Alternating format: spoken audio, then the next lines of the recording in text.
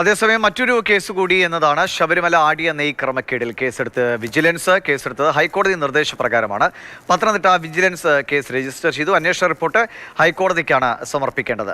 പ്രശാന്ത് കൃഷ്ണ വിവരങ്ങളുമായുണ്ട്. പ്രശാന്ത്, എന്തൊക്കെ വിധത്തിലാണ് ശബരിമലയുമായി ചുറ്റി തട്ടിപ്പുകൾ നടന്നത് അല്ലെങ്കിൽ ക്രമക്കേടുകൾ നടന്നതെന്ന് വ്യക്തമാകുകയാണ്. ഈ സ്വർണ്ണക്കൊള്ളയിൽ തന്നെ ആളുകൾ ഓരോ വിവരങ്ങളും അറിയുമ്പോൾ ഞെട്ടിത്തെരിച്ചിരിക്കുകയാണ്. അതിന് പിന്നാലെയാണ് ഈ കേസ്. ഇതെങ്ങനെയായിരുന്നു ആരോപണം ഉയർന്നത്? എന്താണ് ഇതിൻ്റെ വിവരങ്ങൾ? ഈ 100 മില്ലി പാക്കറ്റിന് 100 രൂപ എന്ന കണക്കിലാണ് ആടിയ ശിഷ്ട നെയ്യ് ഭക്തർക്ക് ശബരിമലയിലെ സന്നിധാനത്തുള്ള മരാമത്ത് കൗണ്ടർ വഴി വിറ്റുകൊണ്ടിരുന്നത്. അപ്പോൾ ഇങ്ങനെ വിൽപ്പന നടത്തിയതിൽ ഏകദേശം 13,000 പാക്കറ്റ് 13,679 പാക്കറ്റ് എന്നാണ് നാം മനസ്സിലാക്കുന്നത്.